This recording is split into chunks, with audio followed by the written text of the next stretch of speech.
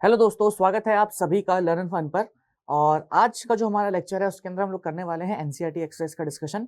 The reason is, आप सोच रहे होंगे कि भैया आपने क्या कहते हैं हम लोगों को न्यूट्रिएंट साइकिल क्यों नहीं करवाई। ठीक है, तो मैं सिलेबस चेक कर रहा था, तो सिलेबस में से हमारा इकोलॉजिकल सक्सेशन और न्यूट्रिएंट साइकिल दोनों ही डिडक्टेड है। ठीक है, इस चक्कर में क्या कहते हैं न्यूट्रिएंट साइकिल वाला पोर्शन नहीं कर रहे हैं हम, टॉपिक्स वो एक्सक्लूडेड है। इकोलॉजिकल सक्सेशन का मेरे को याद नहीं था तो वो मैंने पढ़ा दिया, बट न्यूट्रिएंट साइकिल का याद था, है ना। मतलब मेरे को पता था कि एक टॉपिक तो हटा हुआ है, बट न्यूट्रिएंट मतलब जब मैंने फिर से रीचेक करा तो हमारा जो इकोलॉजिकल सक्सेशन है वो भी हट रखा है, बट कोई बात नहीं, अब पढ़ लिया तो पढ़ लिया, है ना। सो बाकी के जो हमारे अब एनसीईआरटी के क्वेश्चंस हैं उन एनसीईआरटी के क्वेश्चंस का अब हम डिस्कशन करेंगे। ओके, और एक बार इसको देख लेते हैं। चलिए जी। सो यहाँ पे क्या बोला गया है, plants are called as dash because they can fix carbon dioxide. छोटे बच्चे तो वैसे नहीं है आप लोगों को फिल इन द ब्लैंक्स भी करवाए जाएं, सो आपको इसका आंसर पता ही होगा। प्लांट्स हमारे क्या कहते हैं प्रोड्यूसर्स होते हैं, जो कि क्या कहते हैं फिक्स कर सकते हैं किसको, कार्बन डाइऑक्साइड को। In an ecosystem dominated by trees the pyramid of number is dash type. अगर कोई इकोसिस्टम है जहां पे नंबर ऑफ ट्रीज बहुत ज्यादा है या उस इकोसिस्टम को ट्रीज ने डोमिनेट कर रखा है, तो पिरामिड ऑफ नंबर कैसा होगा, पिरामिड ऑफ नंबर हमेशा होगा अपराइट।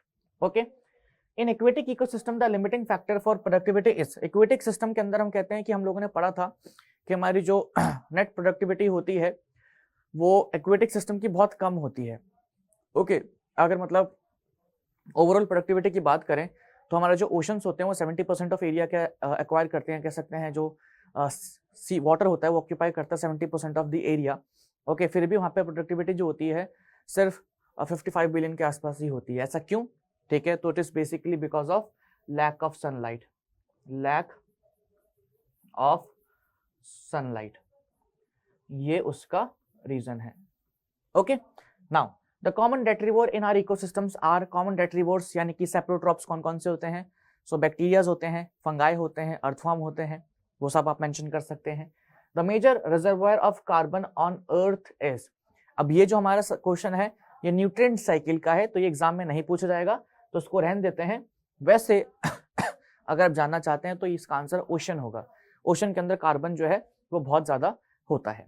ठीक है, आगे बढ़े। चलिए, नेक्स्ट क्वेश्चन यहाँ पे हमारा क्या है, which one of the following has the largest population in a food chain. सबसे ज्यादा पॉपुलेशन फूड चेन के अंदर किसकी होती है? प्रोड्यूसर्स की, प्राइमरी कंज्यूमर्स की, सेकेंडरी कंज्यूमर्स की, या डिकम्पोजर्स की? सबसे ज्यादा पॉपुलेशन फूड चेन के अंदर किसकी होती है, ये आपको यहाँ पे बताना है ना। तो फूड चेन की अगर बात करें तो सबसे ज्यादा हमेशा कौन से होंगे? प्रोड्यूसर्स ही होंगे। ऑप्शन नंबर ए यहाँ पे करेक्ट चॉइस है। कुछ यहाँ पे एनसीईआरटी के अंदर हम लोगों को 3-4 ऑब्जेक्टिव क्वेश्चंस दे रखे हैं, उसके बाद हम लोग फिर सब्जेक्टिव क्वेश्चंस पे भी आएंगे। नेक्स्ट यहाँ पे बोला the second trophic level in lake is phytoplanktons, zooplanktons, benthos और फिशेस। तो बेंथोस कोई वो नहीं है, ऑर्गेनिज्म नहीं है। बेंथोस जो होते हैं हमारे बेसिकली एक वो लेक्स का जो हम लोग क्लासिफिकेशन करते हैं on the basis of light pond का, तो वो एक लेयर है। फाइटोप्लैंक्टन, जूप्लैंक्टन और फिशेस। तो फाइटोप्लैंक्टन को कौन खाता है? जूप्लैंक्टन खाते हैं। ठीक है, तो जूप्लैंक्टन जो होते हैं हमारे, ये एक तरीके से हर्बीवोर्स है, किसके अंदर? एक्वेटिक इकोसिस्टम के अंदर, एंड ये ऑक्यूपाई करते हैं second trophic level. Next question यहाँ पे बोला गया है सेकेंडरी प्रोड्यूसर्स आर। देखो, सेकेंडरी प्रोड्यूसर्स कौन होंगे? कोई सेकेंडरी प्रोड्यूसर हो सकता है? प्रोड्यूसर कौन होते हैं? प्रोड्यूसर जो खुद से अपना खाना बनाए, ठीक है, जो सिंथेसाइज करे ऑन फूड, जो क्या करे? सिंथेसाइज करे ऑन फूड। ओके, अब प्लांट के अलावा कोई दूसरा ऑर्गेनिज्म है जो अपना खाना खुद से बना सकता है या बनाता है? तो आपका जवाब क्या होगा? नहीं। तो हाँ ठीक है, कोई भी इसमें से अपना क्या कहते हैं सेकेंडरी प्रोड्यूसर नहीं है, सिर्फ प्लांट ही हमारे क्या है? प्रोड्यूसर्स हैं। या प्रोड्यूसर्स आप ये भी कह सकते हैं कि जो सन की रेस को यूज करके, लाइट को यूज करके कुछ खाना बनाए या फूड सिंथेसाइज करे, वो हमारा प्रोड्यूसर है। अब वो काम कौन करता है? वो काम सिर्फ और सिर्फ प्लांट्स करते हैं, तो वही यहाँ पे हमारा करेक्ट चॉइस होगा। और उसके अलावा हर्बीवोर्स कार्निवोर्स है नहीं, यहाँ पे दे रखा है प्रोड्यूसर्स। प्रोड्यूसर्स हमारे प्राइमरी होंगे, सेकेंडरी कभी होते ही नहीं है। ठीक है, चलिए जी। What percentage of photosynthetically active radiation in is the sorry what is the percentage of photosynthetically active radiation in the incident solar radiation? आप लोगों ने एनसीईआरटी में एक लाइन पढ़ी थी, ऑफ इंसिडेंट सोलर रेडिएशन, ठीक है, लेस देन 50% या अप्रोक्सीमेटली 50% आप कह सकते हैं, इज फोटोसिंथेटिकली एक्टिव रेडिएशन। और इस रेडिएशन का भी हमारे प्लांट्स जो है सिर्फ यूज करते हैं 2 to 10%। इसका भी कितना यूज करते हैं, 2 से 10% ही यूज करते हैं, ठीक है। तो यहाँ पे हमारे आई गेस ऑब्जेक्टिव क्वेश्चन इतने ही थे।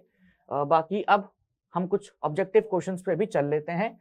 ये एक इंपॉर्टेंट क्या कहते हैं क्वेश्चन है, इसमें बहुत सारे डिफरेंसेस दे रखे हैं और ऐसे डिफरेंसेस एग्जाम में आते हैं, जैसे कि सबसे पहला है कि ग्रेजिंग फूड चेन क्या होगा, फिर यहाँ पे पूछा है कि डेट्रिटस फूड चेन के बीच में डिफरेंस, प्रोडक्शन एंड डीकम्पोजिशन के बीच में डिफरेंस, अपराइट और इन्वर्टेड पिरामिड के बीच में difference, food chain and food web के बीच में डिफरेंस, लिटर एंड डेट्रिटस के बीच में difference, primary and secondary productivity के बीच में डिफरेंस। ये सारे डिफरेंसेस इंपॉर्टेंट है, ठीक है। एग्जाम में कैसे लिख करके आने हैं वो मैं अब आप लोगों को इसको दिखाने जा रहा हूँ। सो ग्रेजिंग फूड चेन जो होती है, यहाँ पे सन जो होता है वो प्रोवाइड करता है energy for the food chain. Okay, grazing food chain के अंदर सन जो होता है it is ultimate source of energy. Detritus food chain के अंदर जो डेट्रिटस होता है, एनर्जी कम फ्रॉम डेट्रिटस, यानी कि हमारा जो ऑर्गेनिक मैटर है या आप कह सकते हैं जो डेड ऑर्गेनिक मैटर है वहां से आती है। प्रोड्यूसर्स यहाँ पे ऑक्यूपाई करते हैं first trophic level. Okay, first trophic level is occupied by detritivores और डीकम्पोजर्स। फर्क तो है, तो यहाँ पे तो कोई केस ही नहीं है। और भी पॉइंट्स एनसीईआरटी में दे रखे हैं। एनर्जी का जो ट्रांसफर होता है is more through detritus food chain. आप ये लिख सकते हैं in terrestrial ecosystem, in terrestrial ecosystem, ठीक है, एनर्जी ट्रांसफर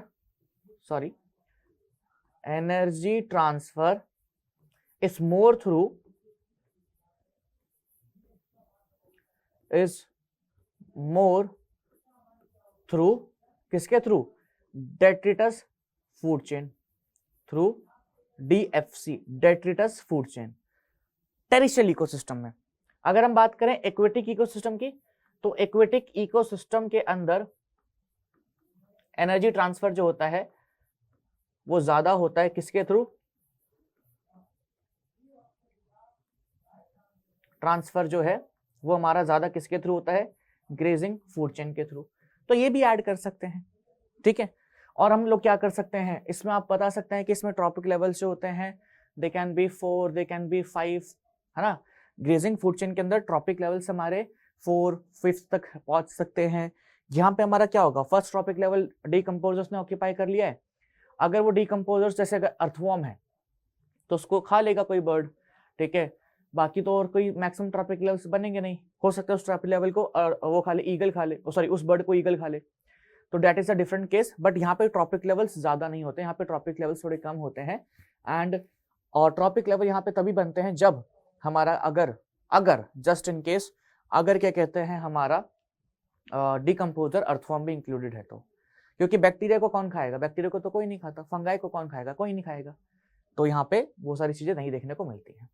ओके, चलिए आगे चलते हैं, नेक्स्ट केस पे आते हैं, production and decomposition.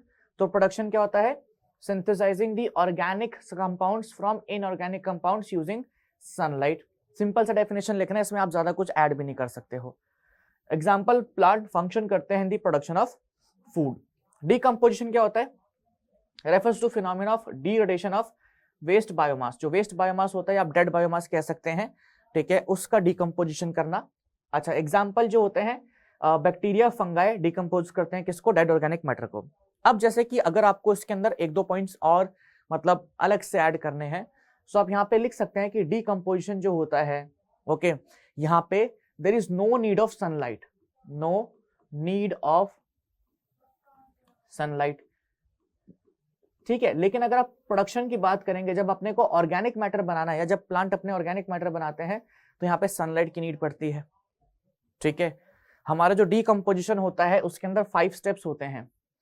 That is अपना क्या था, फ्रेगमेंटेशन हो गया, फ्रेगमेंटेशन, लीचिंग, ठीक है, और उसके बाद ह्यूमिफिकेशन, मिनरलाइजेशन, वो सारे पॉइंट्स आप लिख सकते हैं, ठीक है।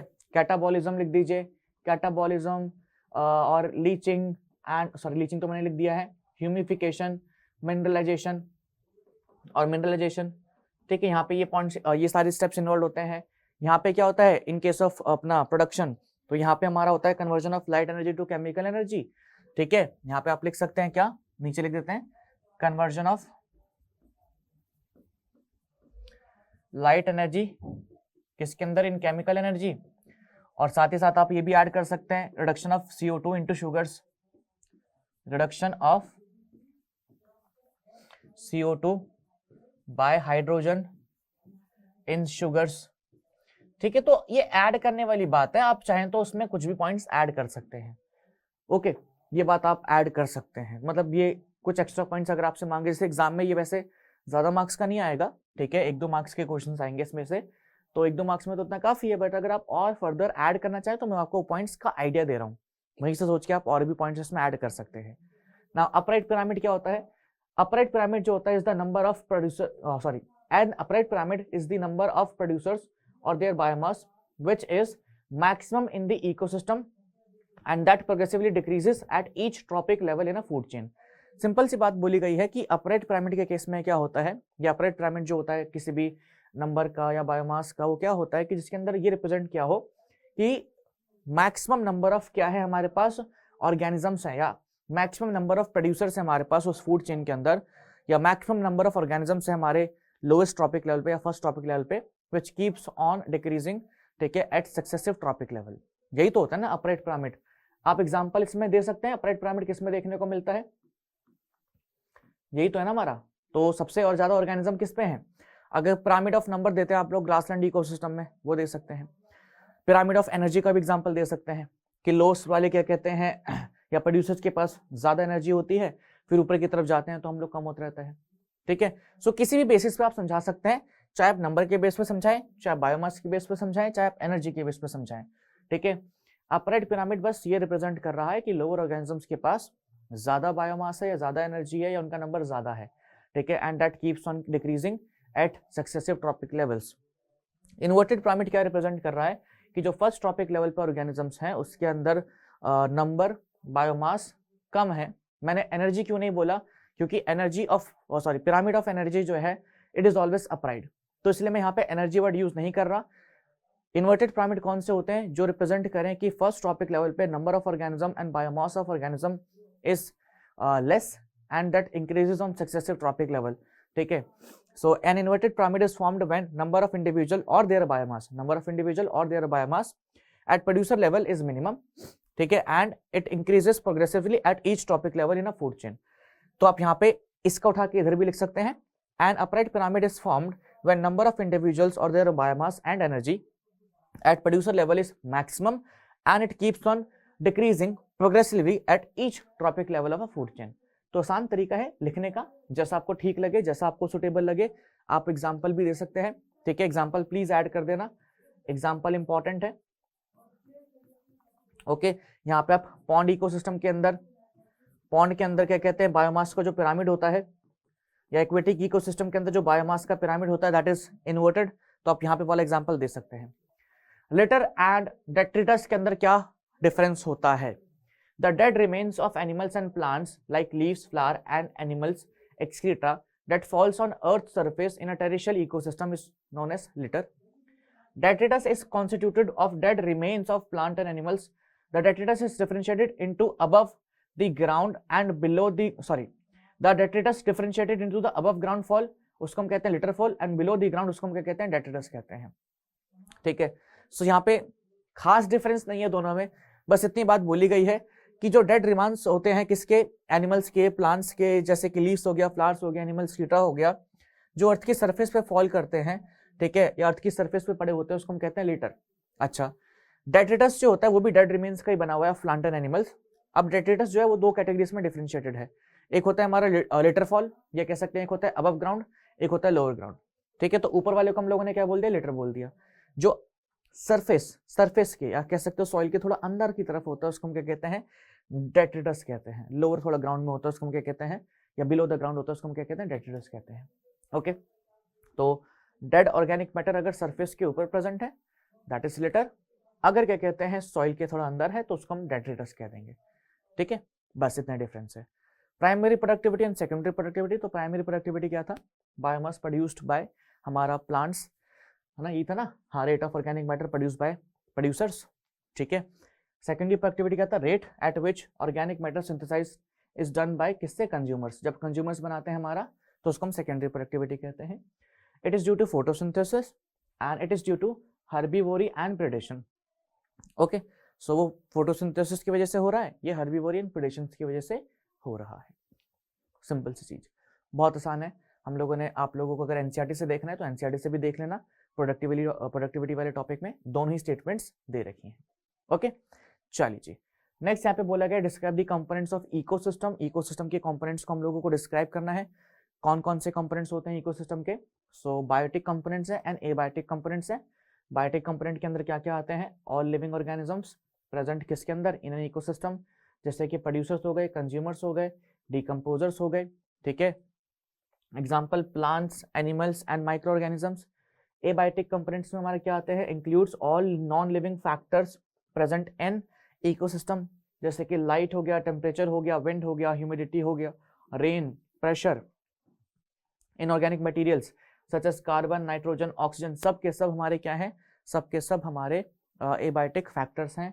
एंड डेड ऑर्गेनिक मैटर भी, जो उसके अंदर प्रोटीन होता है, कार्बोहाइड्रेट्स होता है, लिपिड्स होता है, सब के सब हमारे क्या बनाते हैं, एबायोटिक कंपोनेंट ऑफ इकोसिस्टम बनाते हैं, ओके। चलिए जी, नेक्स्ट क्वेश्चन पे आते हैं।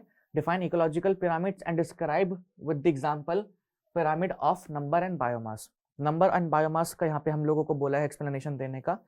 इकोलॉजिकल पिरामिड्स क्या होते हैं, एक ग्राफिकल रिप्रेजेंटेशन है जो शो करता है द बायोमास और the productivity eight each trophic level in a given ecosystem, ठीक है। तो आप कह सकते हैं इकोलॉजिकल पिरामिड क्या है, एक ग्राफिकल रिप्रेजेंटेशन है जो शो कर रहा है प्रोडक्टिविटी, या आप सिंपली ऐसे लिख लीजिए नंबर ऑफ ऑर्गेनिज्म या biomass at each trophic level in a given ecosystem, ठीक है। अच्छा जी, a graphical representation depicting the arrangement of number, किसका, नंबर ऑफ इंडिविजुअल्स, ठीक है, एट डिफरेंट ट्रॉपिक लेवल, उसको हम क्या बोलेंगे, उसको हम बोलेंगे पिरामिड ऑफ नंबर। यही अगर ग्राफिकल रिप्रेजेंटेशन क्या रिप्रेजेंट कर रहा है, नंबर ऑफ इंडिविजुअल्स रिप्रेजेंट कर रहा है, तो उसको हम क्या बोलेंगे, उसको हम बोल देंगे पिरामिड ऑफ नंबर। अब पिरामिड ऑफ नंबर में आप लोगों को एग्जांपल देना पड़ेगा किसका, ग्रासलैंड इकोसिस्टम का। ग्रासलैंड इकोसिस्टम में आप एग्जांपल दे सकते हैं, वहां पे आप दिखा सकते हैं सबसे ज्यादा प्लांट्स होते हैं, फिर उसके ऊपर हर्बीवोर्स, फिर उसके ऊपर क्या कहते हैं कंज्यूमर्स आते हैं, या प्राइमरी कार्निवोर, फिर टॉप कार्निवोर आता है, okay. So pyramid of number, a pyramid of number in grassland ecosystem, यहाँ पे देखिए इन दिस इकोसिस्टम क्या होता है, the pyramid of number is straight pyramid या अपराइट पिरामिड भी कह सकते हैं, अपराइट भी कह सकते हैं। The size of an organism is found to increase with each tropic level, that is from the level of producer to the top carnivore, while count decrease करता है in the food chain। तो organism का size तो बढ़ता रहता है, but उनका जो काउंट होता है फूड चेन के अंदर वो कम होता रहता है, ठीक है। तो नंबर जो होता है पिरामिड का वो अपराइट मिलता है, ओके।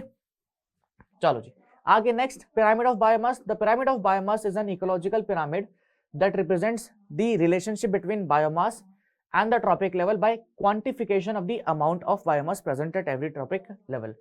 इतनी मेहनत नहीं करनी है, प्लीज इतनी मेहनत नहीं करनी है। आप इसको आसान भाषा में, जैसे पिरामिड ऑफ नंबर लिखा था कि एक यहाँ पे क्या लिखा है, ग्राफिकल रिप्रेजेंटेशन जो डिपिक्ट करता है क्या, arrangement of the number of individuals of different trophic level. तो आप ये लिख सकते हैं कि हमारा पिरामिड ऑफ बायोमास क्या है, ग्राफिकल रिप्रेजेंटेशन है जो डिपिक्ट करता है क्या, amount of biomass present at different tropic level in a given ecosystem। That's it, इतना ही करना है, ज्यादा मेहनत नहीं करनी है, ठीक है। The graphical representation that depicts the amount of biomass present at specific tropic levels, ठीक है, in a given ecosystem। बस उतना, और ये नहीं लिखना क्या कहते हैं कि relationship between biomass and trophic level by quantification, and ये नहीं लिखना है, okay. The pyramid of biomass is either straight हो सकता है और इन्वर्टेड हो सकता है। ये केस वैसे पिरामिड ऑफ नंबर में भी हम लिख सकते हैं कि पिरामिड ऑफ क्या कहते हैं, नंबर जो होता है इट कैन बी अपराइट और inverted. For example in grassland और forest ecosystem it can be seen there is gradual decrease in the biomass of organism at successive trophic level. तो वहां पे पिरामिड ऑफ नंबर कैसा होता है, हमारा upright होता है, okay, from producers to top carnivores resulting in upright और स्ट्रेट पिरामिड। लेकिन अगर हम बात करें किसकी, पॉन्ड इकोसिस्टम के अंदर, तो वहां पे जो बायोमास होता है वो from producer level two successive level से कह सकते हैं टू जो pyramid of ecosystem, pyramid of जो बायोमास होता है इन पॉन्ड इकोसिस्टम, वहां पे जो बायोमास होता है वो फर्स्ट ट्रॉपिक लेवल से सक्सेसिव ट्रॉपिक लेवल्स पे वो बढ़ता रहता है। तो वहां पे हम लोगों को क्या मिलता है, एक इन्वर्टेड पिरामिड मिलता है। So on the other hand in the pond ecosystem the carnivores are larger while producers जो होते हैं they are smallest organism. Subsequently, there is gradual increase in the biomass of organism from producers to top carnivores at successive levels, resulting in inverted pyramid. ठीक है, आप एक inverted pyramid का case उसमें भी दे सकते, इन्वर्टेड पिरामिड का case number में भी दे सकते हैं, जहां पे आप बता सकते हैं कि जैसे एक ट्री है, ठीक है, उसके ऊपर क्या कहते हैं, हमारी बहुत सारी बर्ड्स जो हैं वो फीड कर रही हैं, उन बर्ड्स के ऊपर बहुत सारे पैरासाइट्स फीड कर रहे हैं, तो वो क्या बन जाएगा, इन्वर्टेड पिरामिड हमारा बन जाएगा। तो आप वाला केस भी यहाँ पे मेंशन कर सकते हैं, इट्स फाइन, चलेगा। ओके, चलिए अगला सवाल यहाँ पे पूछा गया है, what is primary productivity, give brief description of factors that affect करते हैं प्राइमरी प्रोडक्टिविटी। प्राइमरी प्रोडक्टिविटी हम लोगों ने पहले भी देखा था, प्रोडक्शन ऑफ बायोमास, ठीक है, या production of organic matter by plants during photosynthesis using sunlight in a given area over a particular time. ये एनसीईआरटी की डेफिनेशन है, यहाँ पे वही लिखा है, refers to the production amount of biomass or organic matter that is produced per unit area by plants over a length of time during photosynthesis। जो factors affect करते हैं प्राइमरी प्रोडक्टिविटी को वो कौन कौन से हैं, it is the moisture, temperature, sunlight and rate of photosynthesis. Okay, ये सारे फैक्टर्स इसको अफेक्ट करते हैं। चलिए सबसे पहले आते हैं हम लोग, इसको थोड़ा छोटा कर दे, शायद आपको नीचे वाला नहीं दिख रहा होगा, ठीक है। सबसे पहले आते हैं हम लोग किसके ऊपर, सबसे पहले हम आते हैं सनलाइट के ऊपर। अब सनलाइट की अगर हम बात करें तो इन ट्रॉपिकल रीजन्स सनलाइट जो होती है वो मैक्सिमम होती है, ठीक है। सो देयर इज प्रोग्रेसिव किसके अंदर, reduction in availability of sunlight जब हम मूव करते हैं towards polar regions. Therefore tropical regions experience करते हैं more photosynthesis and higher productivity, और there is gradual decrease as one move करता है टुवर्ड्स पोलर रीजन्स, है ना। सनलाइट ट्रॉपिकल रीजन्स में ज्यादा होती है, ट्रॉपिकल से जब हम टेम्परेट में जाते हैं, टेम्परेट से हम पोलर्स में जाते हैं तो सनलाइट कम होती रहती है।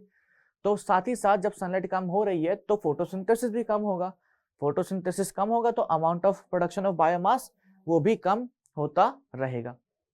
ओके, नेक्स्ट जो हमारे यहाँ पे फैक्टर है that is temperature. Compare to tropical forest, temperate forest have lesser productivity due to cold climate during winter, ठीक है। तो ट्रॉपिकल के अंदर टेम्परेचर जो है वेरिएशन ज्यादा नहीं होता। हम लोगों ने ऑर्गेनिज्म एंड पॉपुलेशन के अंदर पूरा वो देखा था, क्या कहते हैं अपना ट्रॉपिकल का टेम्परेचर रेंज। तो टेम्परेचर रेंज जो था बायोम, जो हमारा ट्रॉपिकल वाला बायोम था उसका टेम्परेचर रेंज देखा था, वो था कितना, 24 से 28 के बीच में ही था। तो वहाँ पे ज़्यादा वेरिएशंस नहीं आते टेम्परेचर के अंदर, तो वहाँ पे प्रोडक्टिविटी बढ़िया रहती है। लेकिन टेम्परेट्स में या ग्रासलैंड्स में बहुत ज़्यादा क्या कहते हैं प्रोडक्टिविटी में चेंज आता है या टेम्परेचर में चेंज आता है, तो उनकी प्रोडक्टिविटी काफ़ी इफेक्ट होती है। Okay, next is nutrients. Regular availability of nutrients is required for sustenance of plant growth and productivity of an ecosystem. Okay, so nutrients भी डिपेंड करते हैं। तो न्यूट्रिएंट्स का अगर हम बात करें तो न्यूट्रिएंट्स अवेलेबिलिटी जाहिर सी बात है वहीं पर ज़्यादा होगी। अब देखो न्यूट्रिएंट्स अवेलेबिलिटी कैसे डिपेंड करती है या कैसे इम्पैक्ट डालती है बायोमास पे या प्राइमरी प्रोडक्टिविटी पे। मान लीजिए एक जगह पे ज़्यादा फॉरेस्ट ग्रो कर रहा है, एक जगह पे बहुत ही बड़े बड़े अच्छे तरीके से प्लांट्स ग्रो कर रहे हैं, तो जाहिर सी बात है वहाँ पे ग्रोथ वगैरह बड़े तरीके से हो रही है, एंड वहाँ पे फिर क्या कहते हैं एनिमल्स वगैरह भी ज़्यादा होंगे उस फॉरेस्ट के अंदर, है ना। ट्रॉपिकल रीजन्स में जितने एनिमल्स मिलते हैं या ट्रॉपिकल फॉरेस्ट में जितने एनिमल्स मिलते हैं उतने हम लोगों को पोलर रीजन्स में थोड़ी ना मिलते हैं, उतने हम लोगों को टेम्परेट में थोड़ी ना मिलते हैं। तो वहाँ पे ऑर्गेनिजम्स की डेथ होगी, ठीक है। कहाँ पे, मतलब अगर ट्रॉपिकल रीजन में ऑर्गेनिजम्स ज़्यादा है, एनिमल्स ज़्यादा है, तो उनकी डेथ भी होगी, और मरेंगे तो फिर उनका डिकम्पोजिशन भी होगा, तो न्यूट्रिएंट्स अवेलेबिलिटी जो प्लांट है उनके लिए बढ़ेगी। तो ये भी कहीं ना कहीं आप कह सकते हैं कि इन केस ऑफ ट्रॉपिकल फॉरेस्ट वहाँ पे न्यूट्रिएंट अवेलेबिलिटी ज़्यादा होती है, इनडायरेक्टली सही, लेकिन हाँ ज़्यादा होती है। किस वजह से होती है, बिकॉज वहाँ पे ऑर्गेनिजम्स जो है ज़्यादा होते हैं, ठीक है। तो वहाँ पे सॉइल के अंदर कभी भी न्यूट्रिएंट्स की कमी नहीं आती है, और नहीं कमी आएगी तो फिर अपना बड़े तरीके से प्रोडक्टिविटी होती है। जाहिर सी बात है कि अगर आप किसी ट्रॉपिकल रीजन की सॉइल उठा करके देखेंगे और उसको टेम्परेट से कंपेयर करेंगे तो वहाँ पे न्यूट्रिएंट अवेलेबिलिटी थोड़ी कम ही होगी। ओके, चलिए जी आगे बढ़ते हैं। Define decomposition and describe the process and products of decomposition. तो मैंने यहाँ पे कुछ भी नहीं करा है, मैंने यहाँ पे सिर्फ और सिर्फ आपकी जो एनसीईआरटी है उसका ही मतलब स्निप यहाँ पे लगा दिया है ताकि आप लोग उसको वहां से देख लें। सो डेट्रीवर्स क्या करते हैं, ब्रेक डाउन करते हैं डेट्रिटस को किसमें, स्मॉलर पार्टिकल्स में। इस प्रोसेस को हम कहते हैं fragmentation. By the process of leaching, water जो होता है soluble inorganic nutrients go down into soil horizon and get precipitated as unavailable salts. ठीक है, प्लांट इनको अब्सॉर्ब नहीं कर पाते हैं। Bacterial and fungal enzymes degrade करती हैं किसको, डेट्रिटस को, किसके अंदर, सिंपल इनऑर्गेनिक सब्सटेंसेस के अंदर। This process is called catabolism. ये सब कुछ आपको पढ़ाया जा चुका है। Okay, it is important to note that all above जो स्टेप्स होते हैं वो साथ साथ होते हैं। फिर आता है ह्यूमिफिकेशन एंड मिनरलाइजेशन। ह्यूमिफिकेशन के अंदर हम क्या करते हैं, जो हमारा डेट्रिटस होता है उसको कन्वर्ट करते हैं किसके अंदर, डार्क कलर्ड एमॉर्फस सब्सटेंस के अंदर, जिसको हम कहते हैं ह्यूमस। ह्यूमस जो होता है it is highly resistant to microbial action and undergo decomposition at an extremely slow rate. ठीक है, बीइंग कोलाइडर या कह सकते हैं मिक्सचर इन नेचर। ठीक है, it serve as reservoir of nutrients. ठीक है, बहुत सारी चीजों का मिक्सचर है, प्लांट मटेरियल का, एनिमल मटेरियल का, बहुत सारी चीजों का मिक्सचर है, तो उसके अंदर न्यूट्रिएंट्स होते हैं। ठीक है, एंड ह्यूमस के अंदर फर्दर एक प्रोसेस होता है मिनरलाइजेशन। तो मिनरलाइजेशन की हेल्प से हमारे जो माइक्रोब्स होते हैं, ह्यूमस के अंदर जो मिनरल्स होते हैं उसको रिलीज करके सॉइल में अवेलेबल करवा देते हैं, सॉइल के अंदर डलवा देते हैं। ठीक है, रिलीज करवा देते हैं। ओके, एनसीईआरटी का ही है ये स्निप, और एनसीईआरटी के अंदर हम लोगों ने पढ़ा भी था। Now give an account of energy flow in an ecosystem. तो इकोसिस्टम में एनर्जी कैसे फ्लो करती है, फोटोसिंथेटिकली एक्टिव रेडिएशन कंटेन करते हैं कितना, 50%, जिसका हमारे प्लांट्स जो होते हैं यूज करते हैं कितना, 2 से 10%। ठीक है, this small fraction of energy sustains the life on earth. The energy flow from producer that is green plants to consumers or to detritus. This flow of energy follows the 10% rule. Okay, according to this rule, an organism spend करता है 90% of the energy for metabolic activity and only 10% of energy is available for the next component of the food chain. ठीक है, जैसे कि producers हो गए, फिर primary consumer, फिर secondary consumer and tertiary consumer. A food chain may have limited number of levels due to 10% rule. The number of organism at particular level will be less than that in previous level. So number of organism जो होते हैं usually, हमेशा नहीं, usually, क्योंकि आप मेरे से सवाल खड़ा कर देंगे कि भैया पॉन्ड इकोसिस्टम, सॉरी, जो आप कह रहे हो कि नंबर ऑफ पिरामिड वाला जो केस है, ठीक है, अगर हम उसकी बात करें जो आप बता रहे थे बर्ड से ट्री वाले की, तो उसमें तो अलग था ना। तो यूजुअली कह रहा हूँ कि यूजुअली क्या होता है कि अगर आप नंबर देखेंगे ऑर्गेनिज्म का तो एक ट्रॉपिक लेवल पे कम ही होगा। ठीक है, या पिछले वाले ट्रॉपिक लेवल पे कम ही होगा compare to next tropic level. ये केस है मोस्ट ऑफ द टाइम पे, बट हाँ ठीक है, कभी कभी हो जाता है, एक्सेप्शन हमेशा रहती हैं। ओके, यहाँ पे हमारा पूरा का पूरा जो एनसीईआरटी की एक्सरसाइज है, पूरा के पूरे जो एनसीईआरटी के क्वेश्चंस है वो पूरे फिनिश होते हैं। अब आप लोगों का सिर्फ एक ही चैप्टर बचा है, that is biodiversity and conservation. Okay, अभी तक वो भी खत्म हो जाता, बट कोई बात नहीं, हम लोगों के बीच में 1-2 क्लास एक्स्ट्रा चली गई है उन टॉपिक्स के ऊपर जो एग्जाम में नहीं आ रहे थे, बट ठीक है, कोई बात नहीं। सो बायोडाइवर्सिटी एंड कंजर्वेशन जो है ये भी हम लोग 4-5 लेक्चर्स में खत्म कर देंगे और आपका सिलेबस जो है पूरा का पूरा हो जाएगा कंप्लीट। ठीक है जी, सो मिलते हैं आप लोगों से नेक्स्ट लेक्चर में। चैप्टर फिनिश हो रहा है, अपनी रिविजन्स वगैरह स्टार्ट कर दीजिए, एग्जाम्स के लिए अच्छे से पढ़ते रहिए। Okay, best of luck.